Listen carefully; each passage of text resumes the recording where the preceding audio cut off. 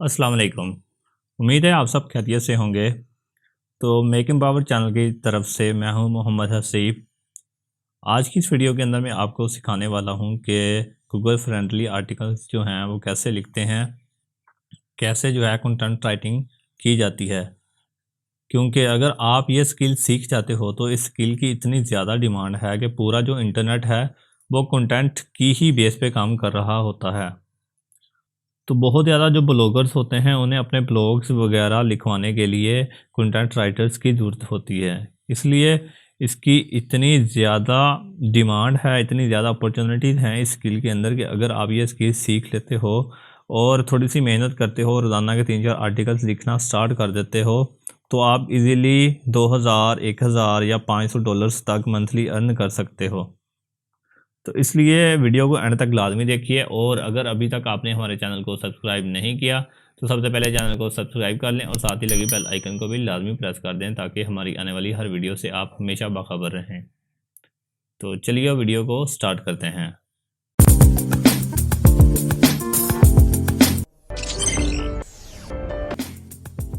आप में से बहुत सारे लोग हो गए जो पहले से जानते हैं, जो मुख्तलिफ़ यूनिवर्सिटी कॉलेजेस से स्टडी कर रहे हैं या उन्होंने कर ली है।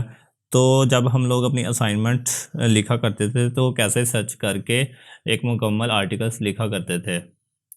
तो अब भी सिंपल यही है कि कोई भी क्लाइंट जिसके लिए आप आर्टिकल लिखोगे या आप आपकी खुद की वेबसाइट है उसके लिए आप आर्टिकल्स लिखना चाहते हो, तो सिंपली तो वो क्लाइंट जो है वो आपको सिंपली अपना मेन जो टॉपिक है वो बताएगा, या मेन कीवर्ड होगा, या मेन जो सीड कीवर्ड होगा, या प्राइमरी कीवर्ड भी कह सकते हैं।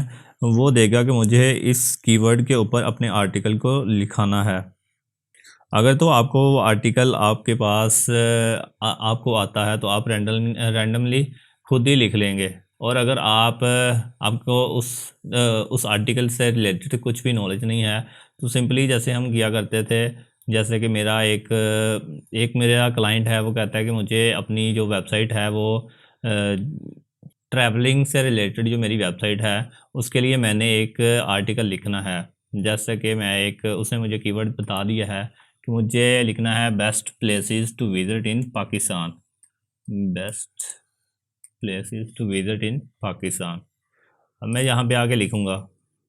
अगर तो मुझे पाकिस्तान में जितनी जितनी प्लेसेस हैं उनके बारे में पता है तो सिंपली मैं खुद ही लिखना स्टार्ट कर दूंगा और आर्टिकल लिख के उसे दे दूंगा। और अगर मुझे पता नहीं है कि कौन कौन सी जगह हैं, या मुझे बाहर का कोई क्लाइंट आ जाता है कि मुझे आके अपना तुर्की के ऊपर लिखना है कि तुर्की के अंदर कौन कौन सी जो बेस्ट प्लेसेस हैं उसके ऊपर लिखवाना है, या इटली के अंदर लिखवाना है, या स्विट्ज़रलैंड के अंदर लिखवाना है, तो सिंपली आप क्या करोगे, आप मुख्तलिफ़ वेबसाइट्स को ओपन कर लोगे।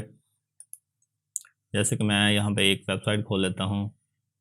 यहाँ से आप आइडिया लोगे कि उन्होंने क्या लिखा हुआ है। आइडिया लेने के बाद आपने इन्हीं वर्ड्स को अपने वर्ड्स के अंदर लिखना है। मगर जब आप आर्टिकल लिखना स्टार्ट करोगे तो कुछ चीज़ें जो हैं वो आपके माइंड में होनी चाहिए, क्योंकि गूगल जो है वो रैंक ब्रेन एल्गोरिदम पर काम कर रहा है। तो जब कोई भी गूगल पे आके सर्च करेगा आपके टॉपिक और आपके कीवर्ड बेस पर, एआई के थ्रू, आर्टिफिशियल इंटेलिजेंस के थ्रू जो रैंक ब्रेन है, इसका सर्च रिज़ल्ट आपको निकाल के दिखाएगा। तो इसलिए हम पहले डिस्कस कर लेते हैं कि वो कौन से मेन रूल हैं जिनको आपने देखना है कि हमारा कंटेंट गूगल फ्रेंडली हो, ताकि हम आर्टिकल को रैंक करवा सकें। पहले मैं बता देता हूँ कि गूगल जो है वो रैंक ब्रेन पर कब से काम कर रहा है। यहाँ पे मैंने एक आर्टिकल ओपन कर लिया हुआ है।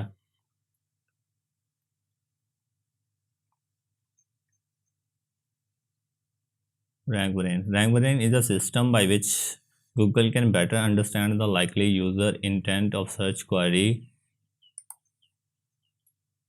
It was rolled out in the spring of 2015 but not announced until October 26 of that year।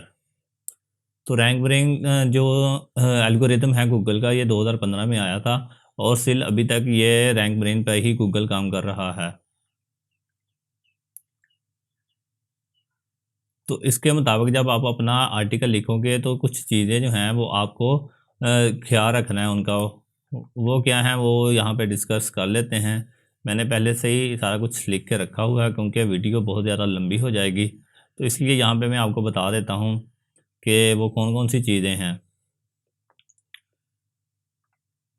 सबसे पहले तो जैसे मैंने बताया है कि आपके पास एक कीवर्ड होना चाहिए, या वो आपका क्लाइंट देगा अगर आप खुद के लिए लिख रहे हो अपनी वेबसाइट के लिए, तो तब भी आपके पास एक कीवर्ड तो होना चाहिए जो मेन टाइटल होगा उस आर्टिकल का। तो मेरा जो मेन कीवर्ड है, प्राइमरी कीवर्ड है, best places to travel in Turkey. उसके लिए please use the primary keywords within the title H1 of the article. अच्छा, अब गूगल को बताना है कि गूगल को तो नहीं पता होगा कि आप आर्टिकल्स आप हेडिंग कब दे रहे हो। Please use the primary keyword within the title H1 of the article. अब हमने सबसे पहले तो गूगल को बताना है कि ये हमारा टाइटल है, और टाइटल के आगे उसे असाइन करके देना है। जैसे बिल्कुल एक छोटी सी मैं मिसाल देता हूँ। जब हम छोटे होते एग्ज़ाम दिया करते थे, तो हम लोग जो हमारे टीचर्स थे वो हमें कहते थे कि आप ना अपनी जो पेपर है उसके अंदर जितनी ज़्यादा हेडिंग्स दोगे उतना ज़्यादा एग्ज़ामिनर जो है वो आपको मार्क्स ज़्यादा देगा। इसी तरह जो गूगल है उसको पहले बताना है, उसको हेडिंग्स दे के बताना है कि ये मेरी हेडिंग 1 है, ये हेडिंग 2 है, ये हेडिंग 3 है, ये हेडिंग 4 है, ताकि उसको समझने में आसानी हो। तो उसके लिए मैं बता देता हूँ, जैसे कि 20 best places of to travel in Turkey, ये मेरा टाइटल है। तो टाइटल को मैं असाइन करूँगा, वो टाइटल H1 होगा, हेडिंग 1। तो ये मेरी हेडिंग 1 है, उसको मैं बता दूँगा। चलें तो मैं अब बता देता हूँ कि H1 जो है वो असाइन कैसे करना है, गूगल को कैसे बताना है कि ये मेरा जो है ये मेरी हेडिंग 1 है, या ये मेरी हेडिंग 2 है, या फिर ये हेडिंग 3 है, या ये हेडिंग 3 और इक्वल है। तो कैसे करना होता है मैं बता देता हूँ। यहाँ पे मैं एक आर्टिकल्स को ओपन कर लेता हूँ माइक्रोसॉफ्ट ऑफिस के अंदर। तो जब आर्टिकल लिखोगे, वैसे तो आप वेबसाइट के अंदर भी जब अपना आर्टिकल पब्लिश करोगे तो तब भी वहाँ पे आप ये टैग जो हैं वो असाइन कर सकते हो, मगर आप पहले से ही अगर करके दोगे अपने जो क्लाइंट है उसको, तो वो ज़्यादा इंप्रेशन पड़ेगा। अच्छा, ये पहली जो हमारा मेन जो टाइटल है इसको हम हेडिंग 1 का नाम देंगे। इसको कैसे लिखना है, तो ये सिंपली ये हेडिंग 1 होगी। इसी तरह हेडिंग 2, हेडिंग 3, जिस तरह आप असाइन कर देंगे फिर गूगल जो है वो आपको सिंपली वैसे ही रीड करेगा कि ये हेडिंग 1 है, ये हेडिंग 2 है, ये हेडिंग 3 है। उम्मीद है आपको हेडिंग लगाना तो आ गया होगा। तो बाकी मैं इसका स्ट्रक्चर जो है वो भी बता देता हूँ। तो फर्स्ट जो है वो हेडिंग 1 होगी, जो आपका टाइटल होगा वो हेडिंग 1 होगा। उसके बाद फिर पैराग्राफ स्टार्ट हो गया। उसके बाद जो दूसरी आपने हेडिंग लिखनी है, जैसा कि मैंने यहाँ पे लिखा है, here is the list of 20 best places to travel in Turkey. तो वो सब हेडिंग होगी H1 के। सेकंड हेडिंग भी कह सकते हैं, सब हेडिंग भी कह सकते हैं उसको, या H1.1 भी कह सकते हैं, और H2 भी कह सकते हैं। जैसे कि मैंने वहाँ पे आपको टैग असाइन करके दिखाया है कि कैसे टैग जो है वो लगाते हैं। तो इसको भी सिंपली आप करेंगे, इसको भी वहाँ पे टैग लगा देंगे कि ये H2 है, गूगल को पता चल जाएगा। फिर उसके बाद 20 बेस्ट प्लेसेस, तो सबसे पहले अनारका आ गया, ये H3 होगा। अब जो है वो आगे सिटी स्टार्ट हो गए हैं कि कौन कौन सी जगह हैं, जैसे कि ये अनारका हो गया। फिर वहाँ पे आपको कौन कौन सी चीज़ें साथ लेके जानी हैं, things to bring with you, things to do, वहाँ पे आपको क्या क्या करना है। अच्छा, एक और इम्पोर्टेंट जो चीज़ वो मैं आपको बताना चाह रहा हूँ कि ये तो हो गई कि ये H1 की सब हेडिंग है, आपको पता चल गया होगा। उसके बाद में ये तीसरी जो है कि सब हेडिंग ऑफ H2 हो गई। इसी तरह आपने H3 आ गया। बताना ये चाह रहा हूँ कि ये थिंग्स टू डू जब आगे जाके आप लिखोगे कि आपको चीज़ें ये वाली साथ लेके जानी हैं, things to bring with you, ये वाली चीज़ें साथ लेके जानी हैं, तो ये सेम कैटेगरी के अंदर ही आती हैं। इसलिए इनका जो असाइन है, इनका जो हेडिंग है वो सिंपल आएगी। एक ही, यानी कि ये भी H4 आएगा, ये भी H4 आएगा। इसी तरह ये जो सिटीज़ के नाम थे वो सेम जो आ रहे थे, यानी कि सब हेडिंग ऑफ H2 आ रही है, ये भी सब हेडिंग ऑफ H2 आएगी। ये जो कूनिया आ रहा है मतलब ये H3 की सब हेडिंग है। इसी तरह ये जितने भी सिटी आगे आएंगे वो सारे H3 से रिलेट करेंगे। और उसके आगे जब आप लिखोगे थिंग्स टू डू या things to bring with you, कि कौन कौन सी चीज़ें आपको साथ रखनी हैं, कौन कौन सी चीज़ें लेके जानी हैं साथ में, तो वो आएगा, वो हेडिंग 4 के इक्वल होगी। इसी तरह उससे कोई आगे आप नया जो टॉपिक है वो स्टार्ट कर रहे हो तो वो H5 आ जाएगा, उसको असाइन कर दोगे। तो उम्मीद है आपको हेडिंग लगानी आ गई होगी कि हेडिंग्स को कैसे लगाते हैं। अब दूसरी चीज़, please use the primary keyword within the first paragraph and preferably within the first sentence to immediately clear the main subject of the article. आपने अपना जो मेन कीवर्ड है, जो प्राइमरी कीवर्ड है, उसको पहले जो पैराग्राफ है उसके अंदर लाजमी ऐड करना है ताकि आपका जो मेन सब्जेक्ट है वो क्लियर हो जाए, गूगल को पता चल जाए। अच्छा, ये जो पैराग्राफ है इस कीवर्ड से रिलेट कर रहा है, तो गूगल जो है वो आपके वेबसाइट को, आपके आर्टिकल को फर्स्ट पेज पे लेके आएगा। इसी तरह use your primary keyword within the headers of the article H2, H3, H4। अच्छा, आपका जो प्राइमरी कीवर्ड है उसको हो सके तो लाजमी अपने हेडिंग के अंदर लाजमी इस्तेमाल करें। इससे गूगल जो है वो जल्दी से जल्दी आपका जो आर्टिकल है वो उसको मेन पेज पे लेके आएगा। आपका जो प्राइमरी कीवर्ड है उसको भी आपने मस्ट जो है वो अपने हेडर्स H2, H3, H4 के अंदर लाजमी ऐड करना है ताकि आपकी गूगल की जो रैंकिंग है वो बेहतर हो सके, गूगल आपको जल्दी रैंक करे। तो द प्राइमरी नंबर 4 है, the primary keyword density should be around 1% मोर और less through out the article. आपका जो प्राइमरी कीवर्ड है आप उसको जस्ट पूरे आर्टिकल्स के अंदर अराउंड 1% ही इस्तेमाल करें। वो 1% से थोड़ा सा ज़्यादा भी हो सकता है, थोड़ा सा कम भी हो सकता है। जैसे कि 1% होता कितना है, जैसे कि मेरा एक आर्टिकल है वो यहाँ पे कैलकुलेटर के ऊपर आपको बता देता हूँ। कैलकुलेटर ओपन कर लिया है। तो सिंपली मेरा जो आर्टिकल है वो 100 वर्ड्स के ऊपर है या 1000 वर्ड्स का है वो, तो उसका 1% कितना बनेगा?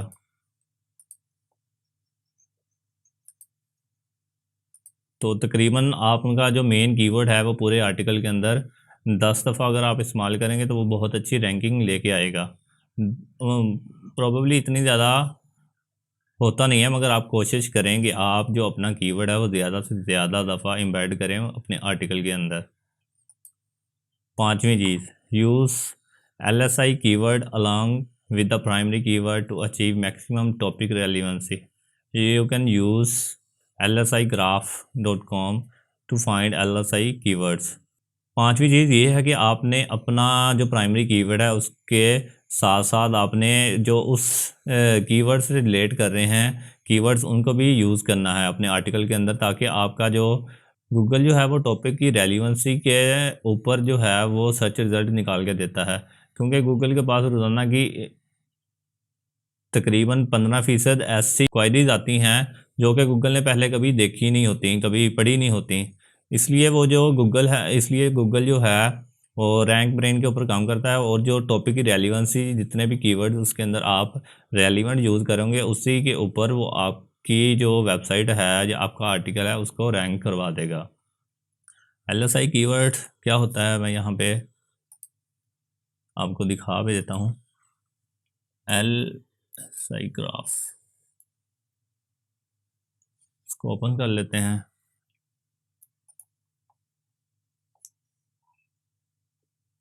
ओपन हो गया। आपका जो मेन कीवर्ड था best places to visit in Turkey, तो वो मैं यहाँ पे करता हूँ और जनरेट कर लेते हैं।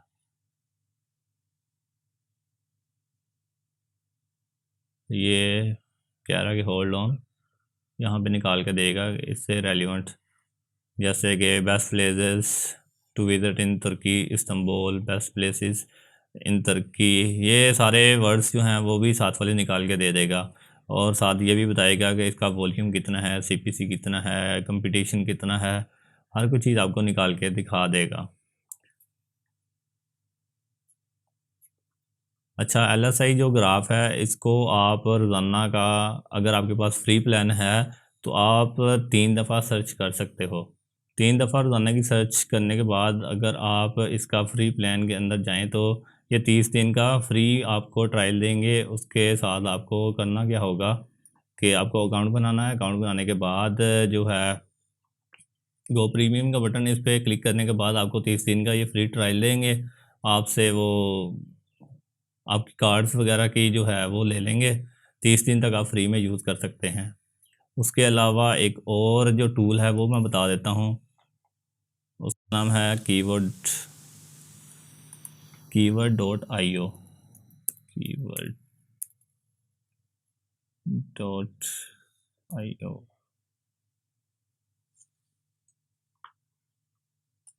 इसके अंदर भी आप जाके अपने टॉपिक से रिलेटेड जो हैं जितने कीवर्ड्स हैं वो निकाल सकते हैं। Your seed keyword, main keyword कौन सा है? अच्छा, बेस्ट प्लेसेस विजिट तुर्की। फिर आप कंट्री भी सिलेक्ट करते हो। फिर आप कंट्री भी सिलेक्ट कर सकते हो कि आपने जो कंट्री है आपकी वो कौन सी सिलेक्ट करनी है। जो आपकी वेबसाइट है वो किस कंट्री से रिलेट करती है। तो यहाँ पे आप कंट्री भी अपनी बता सकते हो। सिंपली मैं सर्च करता हूँ।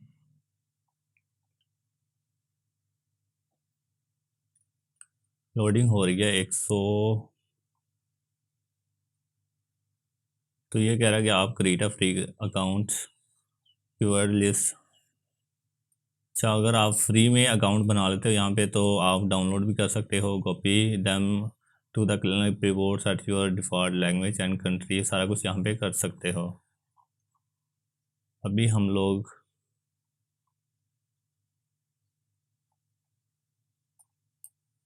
फ्री में निकाल के दे। मैं अब यहाँ पे अकाउंट नहीं बनाना चाह रहा।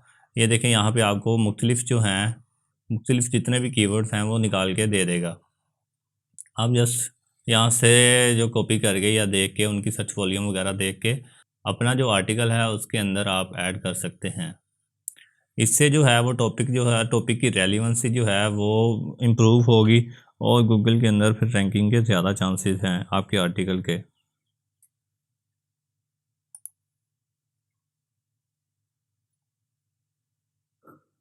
और you can also break keywords into parts and also use synonyms of the keyword which will also help you achieve good topic relevancy। अपना जो कीवर्ड है उसको ब्रेक करके भी आप गूगल पे देख सकते हो। आपको वहाँ पे भी आइडियाज़ मिल जाएंगे। आप उनको भी अपने आर्टिकल के अंदर ऐड कर सकते हो।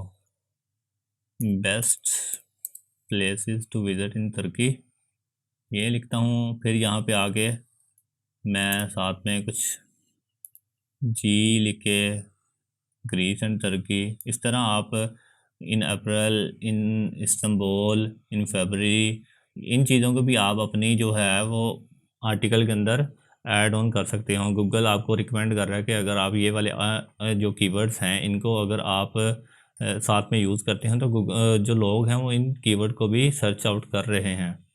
ये सारे अगर आपको कीवर्ड चाहिए हैं तो जस्ट सिंपल ये वाला बटन क्लिक करें।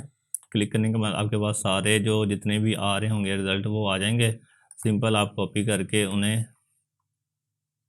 वहाँ पे यूज़ भी कर सकते हैं जहाँ पे आपको चाहिए हैं। ये सारे कीवर्ड्स आपको निकल के आ जाएंगे बाहर।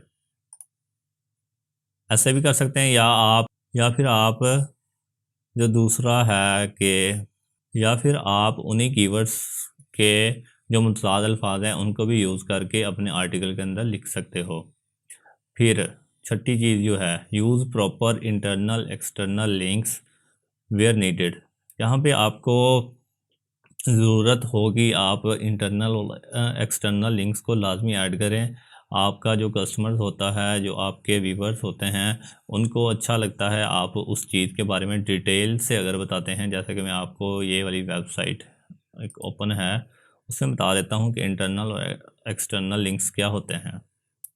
इंटरनल लिंक वो होता है जिसमें आप अपनी वेबसाइट का लिंक दे देते हो और उसके अंदर आप ज़्यादा ब्रीफली बयान कर देते हो उस चीज़ के बारे में। जैसे कि यहाँ पे इन्होंने दिया है also read 7 best Pakistani culture experience of travellers.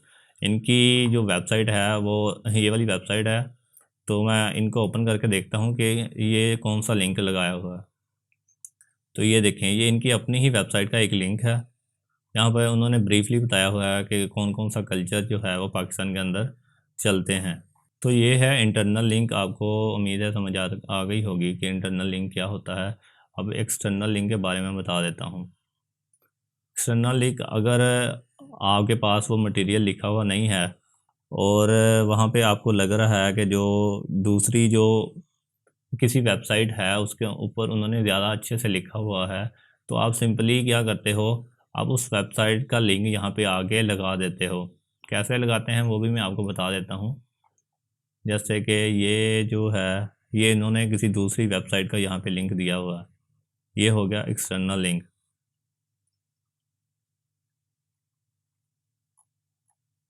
तो सिंपली इंटरनल लिंक वो होता है जो आप अपनी वेबसाइट का लगाते हो, और एक्सटर्नल लिंक वो होता है जो आप किसी की वेबसाइट का लिंक अपनी वेबसाइट के ऊपर लगा के तो अब मैं बता देता हूँ कि ये लगाते हैं कैसे हैं लिंक। जैसे कि यहाँ पे मैं कहता हूँ कि also use to find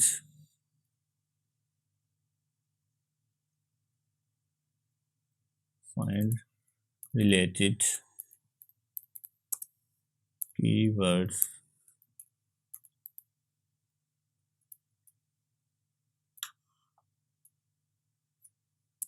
keyword.io। यहाँ पे मैं एक वेबसाइट का लिंक जो पहले मैंने आपको बताया था, ये वाला लिंक लगाना चाहता हूँ। सिंपली मैं क्या करूँगा, ये वाला लिंक जो है यहाँ से कॉपी कर लेता हूँ। कॉपी करके अपना जो आर्टिकल है उसके अंदर यहाँ पे मैंने वो लिंक लगाना है। तो सिंपली मैं क्या करूँगा, वहाँ से कॉपी करके यहाँ पे आके उसको लिंक जो है वो ऐड कर देता हूँ। जैसे कि ये वाला लिंक मैं लगाना वो वाला चाह रहा था, सिंपली कॉपी किया और अप्लाई कर दिया। तो ये वाला लिंक यहाँ पे ऐड हो गया। अब कोई भी जो व्यूवर्स आएगा वो इसको जब आके क्लिक करेगा, तो क्लिक करने के बाद वो उस वेबसाइट के ऊपर चले जाएगा जिस वेबसाइट से मैंने उठाया है। अच्छा, आपके पास ना एक एक्सटेंशन के बारे में बता देता हूँ कि ये लाजमी होनी चाहिए। अगर आपको इंग्लिश नहीं भी आती तो ये आपको अच्छा भला जो है वो अंग्रेज़ बना देगी। जैसे कि ये मैंने यहाँ पे कुछ वर्ड्स ऐड किए हैं। वो कह रहा है कि यहाँ पे कॉमा लगाओ, उसके बाद फाइंड और रिलेटेड कीवर्ड्स ऑन, साथ में वेबसाइट आ गई।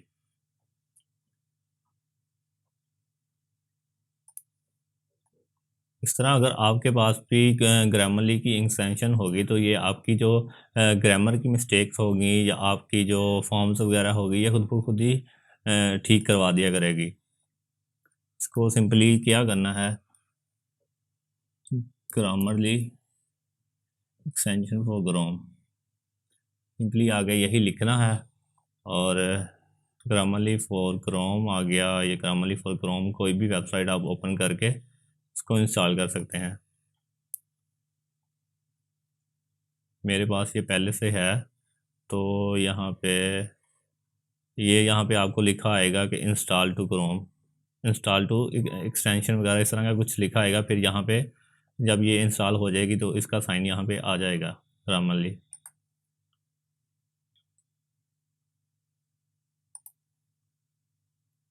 और अगर यहाँ पे नहीं भी आती या नहीं भी चलती तो आप सिंपली क्या करेंगे, मोर टूल्स के अंदर जाएंगे, एक्सटेंशंस वगैरह आएंगी। यहाँ पे आके आप अपनी वेबसाइट जो है यहाँ से बंद होगी उसको दोबारा से ओपन कर सकते हो।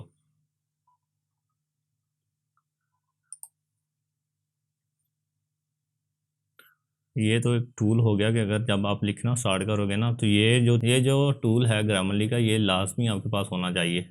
आपको अच्छा भला अंग्रेज़ बना देगा ये।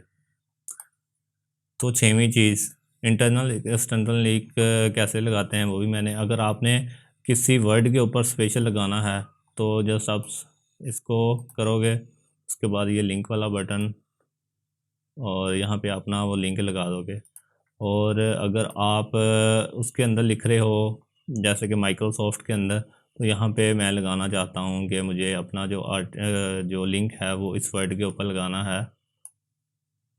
अपनी जो किसी की वेबसाइट का लिंक, जो एक्सटर्नल लिंक है वो लगाना है।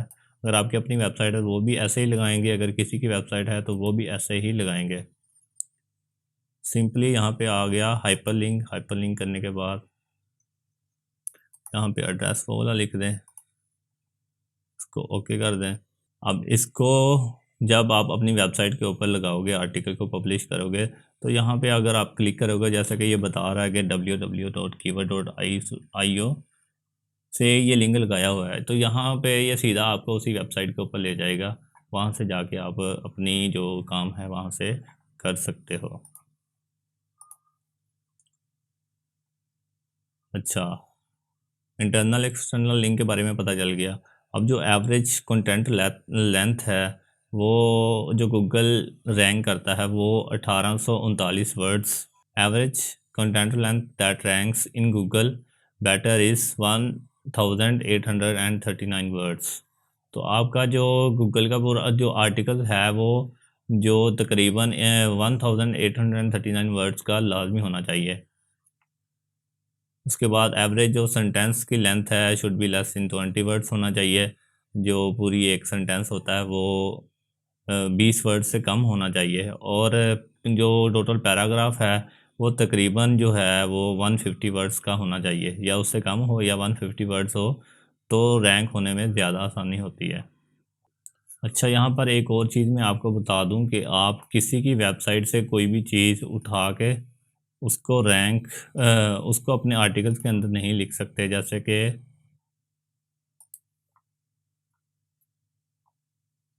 यहाँ से मैं कुछ भी चीज़ कॉपी कर लेता हूँ, कॉपी करके अपने आर्टिकल्स के अंदर लिख दूँगा, तो गूगल जो है उसको पता चल जाएगा ये कौन से आर्टिकल के अंदर से उठाया है आपने। तो वो अच्छा इंप्रेशन नहीं पड़ता, आपने उनको अपने अल्फाज के अंदर लिखना है। अच्छा, आपका जो कंटेंट है वो बिल्कुल यूनिक होना चाहिए, उसके अंदर प्लेजरिज्म नहीं होना चाहिए। वो ऐसा ना हो कि किसी दूसरे की वेबसाइट से उठाया गया हो, तो गूगल की रैंकिंग में दुश्वारी आएगी।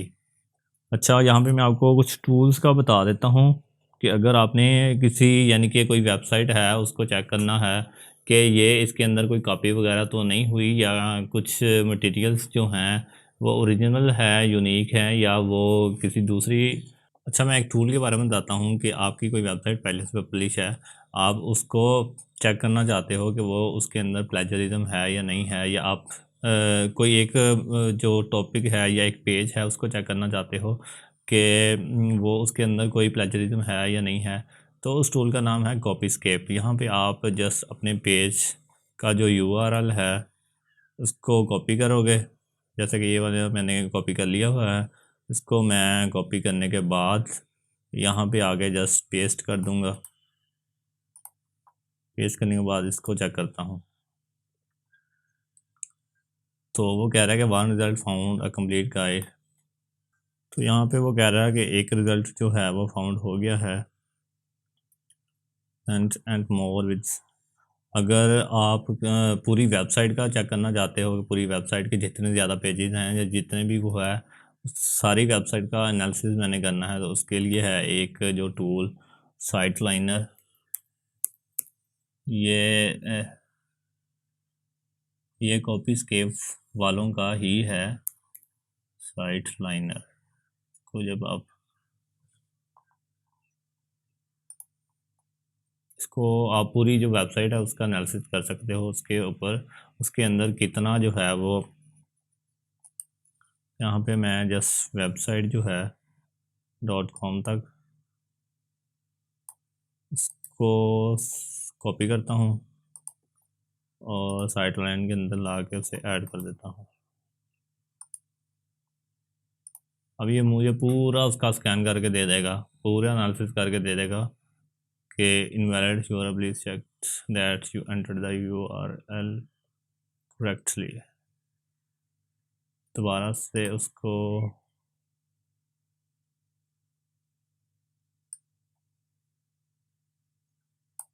इसको कॉपी कर लेता हूँ यहाँ से। कॉपी करने के बाद साइट लाइनर के अंदर इसको पेस्ट कर देता हूँ और चेक करते हैं। ये पूरा जो है वो स्कैन करके दे देगा। इसके अंदर कितने पेजेस, नॉर्मल पेजेस जितने हैं, skipped, reject, skip, not follow, ये सारे पेजेस देते हैं। योर डुप्लीकेट कंटेंट, डुप्लीकेट जो कंटेंट है पूरा वो 8% है। कॉमन कंटेंट जो है वो 22% है। यूनिक कंटेंट जो है वो 70% है। यहाँ पे क्लिक करेंगे तो आप सारी जो जितनी भी है वेबसाइट है उसके अंदर कहाँ कहाँ पे डुप्लीकेट कंटेंट यूज़ किया है या कॉमन कंटेंट कहाँ कहाँ पे यूज़ किया है वो आपको सारा कुछ बता देगा। अच्छा, एक और चीज़ कि आपने जो अपना आर्टिकल है वो कैसे चेक करना है।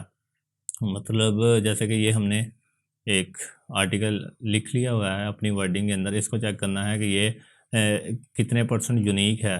तो इसके लिए क्या करता हूँ, मैं कुछ यहाँ से कॉपी कर लेता हूँ और एक टूल के बारे में बताता हूँ जो कि अक्सर जो हैं बड़े बड़े जितने भी हैं कंटेंट राइटर वो ज़्यादा यही यूज़ करते हैं। इसको कॉपी कर लेता हूँ। या तो आप यहाँ पे आगे सर्च करेंगे कंटेंट चेकर लिख के, जितने भी प्लेजरिज्म चेक करें वो सारे आपके पास खुद ब खुद ही आ जाएंगे। डुप्ली चेकर हो गया, स्मॉल एसईओ टूल्स हो गया, ये जितने भी हैं वो सारे आपके पास आ जाएंगे। यहाँ से आप एक जो बेस्ट है मेरे ख्याल में वो है plagiarism checker, plagiarism detector. Plagiarism detector को ओपन कर लेते हैं। वहाँ पे आके आप अपना जो कंटेंट है, अपना आर्टिकल है वो यहाँ पे आके पेस्ट कर दें। यहाँ पे ये लिख दिया हुआ है, अब चेक करते हैं कि ये कितने % यूनिक है, क्योंकि ये तो हमने खुद ही लिखा हुआ है ना। तो चेक प्लेजरिज्म आपको भी निकाल के रिपोर्ट दे देगा।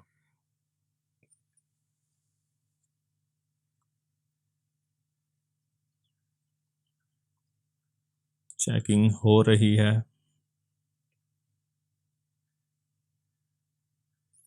थोड़ा सा टाइम लेगा। अच्छा, दूसरी बात कि आप अगर किसी का कंटेंट उठा के लगाते हो तो वो भी पता चल जाएगा आपने कहाँ से उठा के लगाया है। अगर आप कॉपी कर भी लेते हो तो यहाँ से अगर आपको बताएगा तो आपको यूनिक भी उसको बना सकते हो। ये टूल आपको खुद ब खुद ही पूरा जो आर्टिकल है वो यूनिक करके दे देगा। अब ये देखें, ये कह रहा है कि 100% यूनिक है, आपने जो ये सारा कुछ लिखा हुआ है। इसके अलावा एक और आर्टिकल है, एक और टूल है, उसको भी चेक कर लेते हैं। जैसे कि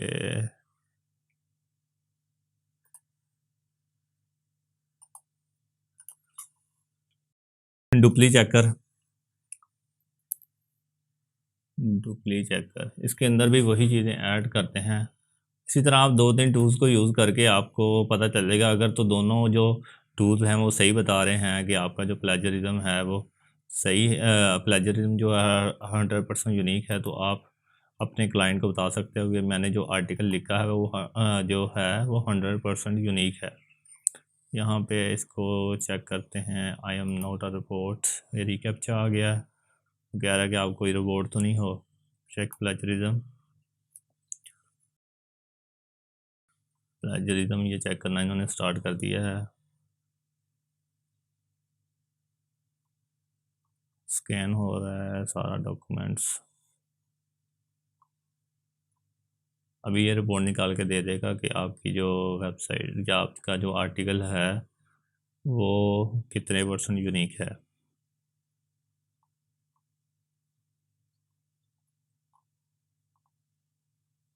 ये देखें, ये भी कह रहा है कि 100% यूनिक है आपका जो आर्टिकल है, जिसमें 149 वर्ड्स हैं।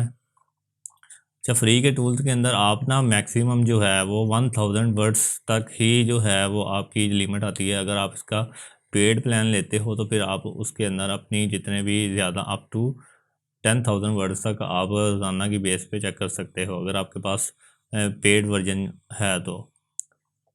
शुरू शुरू में हमारे हमारे लिए यही काफ़ी है। अगर हमारे पास कोई बड़ा आर्टिकल आता भी है तो उसको थोड़ा थोड़ा करके जहाँ पे थोड़ा सा करके पहले पहले फर्स्ट जो 1000 वर्ड्स हैं उनको चेक कर लेते हैं, फिर बाद में जो बाकी वर्ड्स हैं उनको चेक कर लेंगे।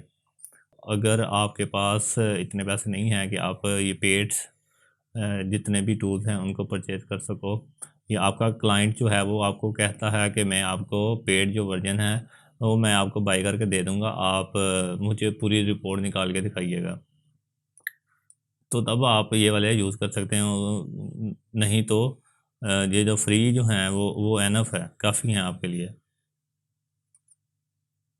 इसके बाद जो आपने आर्टिकल्स लिखा है वो उसके अंदर ग्रामर की मिस्टेक वगैरह देखनी है कि ग्रामर की क्या मिस्टेक है, या उसके अंदर कुछ और चीज़ें जो हैं वो देखनी है, तो जस्ट सिंपली आपने करना क्या है, ये यहाँ पे आगे ग्रामरली का जो भी जो मैंने कहा था कि आप क्रोम की एक्सटेंशन जो है उसको सेव कर लें, तो वो आपने सेव कर लेनी है। इसको सिंपली न्यू डॉक्यूमेंट के अंदर जाना है।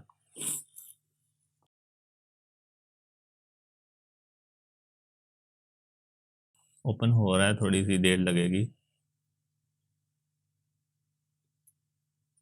सिंपली यहाँ पे आगे आप अपनी जो है पेस्ट करोगे, पेस्ट करने के बाद आपको पता चल जाएगा कि क्या क्या मिस्टेक हुई हैं आपसे, क्योंकि जब आप अपने क्लाइंट को अपना वर्क जो है वो डिलीवर करते हो तो वो नहीं चाहेगा कि उसके अंदर जो ग्रामर की मिस्टेक आए, तो इससे बहुत ही बैड जो इम्प्रेशन पड़ता है आपका कि शायद इसको अच्छे से इंग्लिश भी नहीं आती, ये ग्रामर की इतनी ज़्यादा मिस्टेक आ रही हैं इसके पास।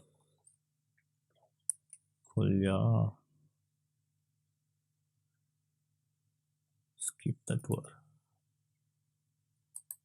यहाँ पे आके अपना जो आर्टिकल है उसको पेस्ट कर देना है, या कंट्रोल भी कर देते हैं। तो करेक्टनेस वो कह रहा है कि लुकिंग गुड, क्लैरिटी क्लियर है, एंगेजमेंट इसके अंदर जो भी होगी वो रेड जो है, जैसे कि मैं कुछ अपने से गलत मत लिख के देखता हूँ इसके अंदर, use I to find my to related,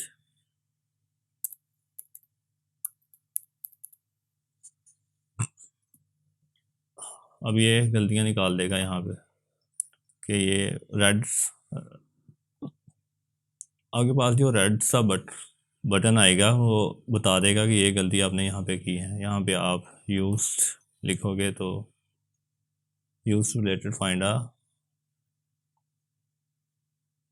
overall score जो है वो भी बता रहा है कि 86% हो गया, क्लैरिटी भी क्लियर हो गई है, इंगेजमेंट भी, डिलीवरी प्रीमियम के अंदर अगर आप चाहोगे, अगर आप इसका प्रीमियम जो है वो चूज़ कर लोगे, वो अगर आप इसका प्रीमियम जो है वो इंस्टॉल करते हो तो उसके अंदर ये एडवांस जो सेटिंग होती हैं वो भी बता देगा।